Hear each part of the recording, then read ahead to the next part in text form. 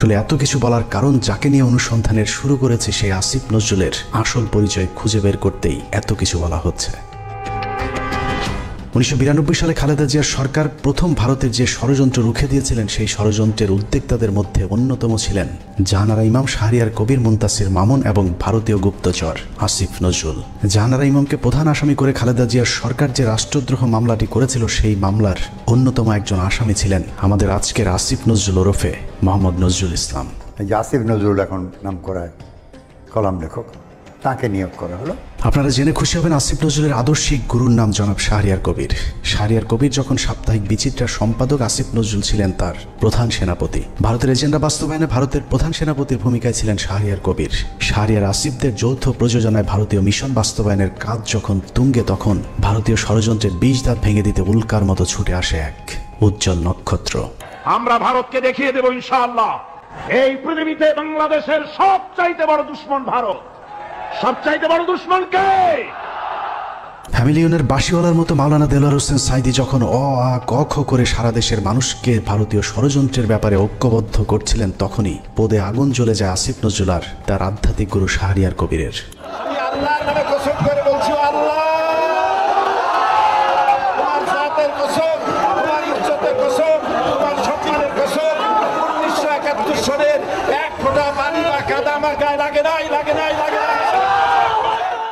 ভারতের বিরুদ্ধে গর্জে ওঠা সাঈদী 80-র দশক থেকে এদেশের মানুষকে ভারতীয় ষড়যন্ত্রের বিষয়ে সচেতন করতে থাকেন। গল্প, কেচ্ছা কাহিনীর পরিবর্তে কোরআনে বিদ্যমান রাজনৈতিক এবং অর্থনৈতিক তফসিলের মধ্য দিয়ে নতুন ধারার কোরআনের মাহফিলের যাত্রা শুরু করেন আল্লামা দেলোয়ার হোসেন সাঈদী। বিড়ালের মতো 500 বছর বেঁচে থাকার কোনো লাভ নাই, সিংহের মতো 1 ঘন্টা বাঁচতে চাই। দলমত নির্বিশেষে সকলের কাছে সাঈদী যখন সমানভাবে সমাদৃত হয়ে উঠতে থাকেন, তখন 1989 সালে আসিফ নজরুল প্রথম ব্যক্তি যিনি তার পত্রিকার পৃষ্ঠা জুড়ে এক মিথ্যা সংবাদ ছাপান, যার শিরোনাম দেয়া হয় সাঈদী সমাচার, এক ধর্ম ব্যবসায়ীর উত্থান। বিশাল সেই সংবাদের কয়েকটি লাইন পড়লে আসিফ নজরুল কত বড় মাপের একজন মিথ্যুক, প্রতারক এবং হলুদ সাংবাদিক ছিলেন সেটার কিঞ্চিত প্রমাণ পেয়ে যাবেন। লেখার শুরুতেই সাংবাদিক আসিফ নজরুল লেখেন, মাওলানা দেলোয়ার হোসেন সাঈদী বিরোধী সাম্প্রতিক গণবিক্ষোভের মধ্য দিয়ে দেশে মৌদুদিবাদ এবং ধর্ম ব্যবসার রাজনীতির অগ্রহণযোগ্যতা আবারও প্রমাণিত হয়েছে। সিলেট, ঢাকা, চট্টগ্রাম সহ দেশের বিভিন্ন স্থানে জামাতের মঞ্চনায়ক সাঈদীর বিরুদ্ধে স্বতঃস্ফূর্তভাবে জনমত গড়ে উঠেছে। পিরোজপুরের এই মাওলানার জীবনে বিতর্কের সূচনা আগে থেকেই। শর্ষিনা মাদ্রাসায় 5ম ক্লাসের ছাত্র থাকাকালীন অবস্থায় জামাত রাজনীতি সংশ্লিষ্ট থাকার সন্দেহে তাকে মাদ্রাসা থেকে বের করে দেওয়া হয়। তারপর তিনি লেখেন, শর্ষিনা মাদ্রাসার পর তিনি খুলনা আলিয়া মাদ্রাসায় ভর্তি হন। সেই মাদ্রাসা থেকে তিনি কামেল পাশ আদৌ করেছেন কিনা এ নিয়ে দেশের আলেম সমাজের প্রচুর সন্দেহ রয়েছে। দেশের শতাধিক আলেম এ বিষয়ে সত্যতা প্রমাণের জন্য সাঈদীর প্রতি একাধিকবার চ্যালেঞ্জ ছুড়ে দিলেও দেলোয়ার হোসেন সাঈদী নাকি কখনোই সেই চ্যালেঞ্জ গ্রহণ করেননি। সাঈদীর ইসলাম শিক্ষার পরিপূর্ণতা নিয়ে প্রশ্ন থাকলেও তার কণ্ঠ চটলতা এবং শ্রোতা আকর্ষণ ক্ষমতা বরাবরই দ্বিধাহীনভাবে স্বীকৃত। বিভিন্ন টকশোতে ব্যক্তিগত আক্রমণ করার বিরুদ্ধে সবক দেয়া আসিফ নজরুল তার সেই লেখায় দেলোয়ার হোসেন সাঈদীকে চরমভাবে ব্যক্তিগতভাবে আক্রমণ করেছিলেন। তিনি লিখেছেন, বিভিন্ন সূত্রের দেওয়া তথ্য অনুযায়ী স্বাধীনতা যুদ্ধের আগেই কণ্ঠ সম্পদকে অবলম্বন করে সাঈদী পিরোজপুরের গড়ের হাটে সুর করে আতর, তসবিহ, ধর্মীয় পুস্তক বিক্রি করে জীবিকা নির্বাহ করতেন। এরপর গুরুত্বপূর্ণ দুটি লাইন আছে, সেই লাইনগুলো আপনাদেরকে জানানোর আগে আসিফ নজরুল দেলোয়ার হোসেন সাঈদীকে নিয়ে সম্প্রতি একটি বক্তব্য দিয়েছেন, সেটা দেখে আসা যাক।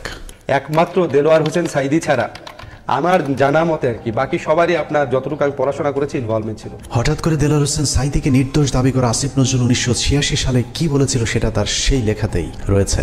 আসিফ নজরুল প্রথম ব্যক্তি যিনি দেলোয়ার হোসেন সাঈদীকে যুদ্ধাপরাধী হিসেবে অভিযুক্ত করেছিলেন। তিনি লিখেছেন, সাঈদী স্বাধীনতা যুদ্ধের সময় পাক হানাদার বাহিনীর প্রত্যক্ষ সহযোগিতায় লিপ্ত ছিলেন। তিনি ধর্মের দোহাই দিয়ে গনিমতের মাল হিসাবে গড়েরহাট বন্দরের হিন্দু সম্প্রদায়ের বাড়িঘর লুট করেছেন এবং মদন নামে একজন হিন্দু ব্যবসায়ীর দোকান ঘর ভেঙে দিয়ে নিজের বাড়িতে নিয়ে গেছেন বলেও দাবি করেছেন আসিফ নজরুল। মুক্তিযুদ্ধের পর সাঈদী দীর্ঘ সময় পালিয়ে থাকেন এবং 10 বছর পর নাকি নিজ গ্রামে আসেন। পুরো লেখার শুরু থেকে শেষ পর্যন্ত পুরোটাই সাঈদী সম্পর্কে যা কিছু বলা হয়েছে সব ডাহা, মিথ্যা। আর এই হচ্ছে আসিফ নজরুলের সাংবাদিকতার নমুনা। আসিফ নজরুল নিজের খোলস পাল্টানোর সময় মাঝে একবার এই লেখার ব্যাখ্যা দিয়েছিলেন, যেখানে তিনি বলেছিলেন শাহরিয়ার কবিরের দ্বারা প্রভাবিত হয়ে নাকি তিনি সাইদি সম্পর্কে এসব লিখেছিলেন। কিন্তু এটা শুধু একটা চুরি কিংবা ছিনতাইয়ের ঘটনা নয়। এই লেখার মাধ্যমে দেলোয়ার হোসেন সাইদির বিরুদ্ধে যুদ্ধাপরাধের অভিযোগ উঠতে শুরু করে এবং তারই ফলশ্রুতিতে আওয়ামী লীগ সরকার দেলোয়ার হোসেন সাইদিকে আটক করে এবং দীর্ঘ 1 যুগ জেলখানায় বন্দী থাকার পর শাহাদাত বরণ করেন দেশ বরেণ্য এই আলেম। আসিফ নজরুলের এক লেখায় একজন নিষ্পাপ মানুষের জীবন কেড়ে নিয়েছে। অতএব দেলোয়ার হোসেন সাইদির হত্যাকাণ্ডের জন্য আসিফ নজরুল প্রত্যক্ষভাবে দায়ী।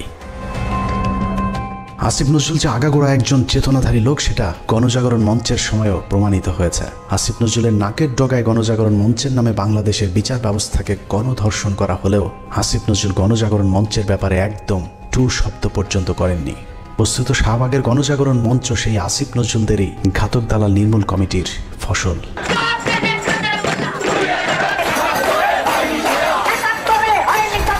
আসিফ নজরুলের কাঁধে দেয়া ভারতীয় ষড়যন্ত্রের প্রথম অ্যাসাইনমেন্ট শেষ হয়েছে। আসিফ নজরুল নিজেকে পাল্টে এখন ভারত বিরোধী আর আওয়ামী বিরোধী প্রমাণের চেষ্টা করে যাচ্ছেন। মাঝে হজ করে এসেছেন, রোজাও রাখেন, রোজার মাঝে পরকিয়া করতে গিয়ে কাপড়ও নষ্ট করেন। এখন তুমি বাসায় একা একা বসে আছো, তো যত্ন নিচ্ছে? সব নেওয়ার কিছু না, আমি ভাবে শুয়ে ঘুমাচ্ছি আর শুয়ে আছে।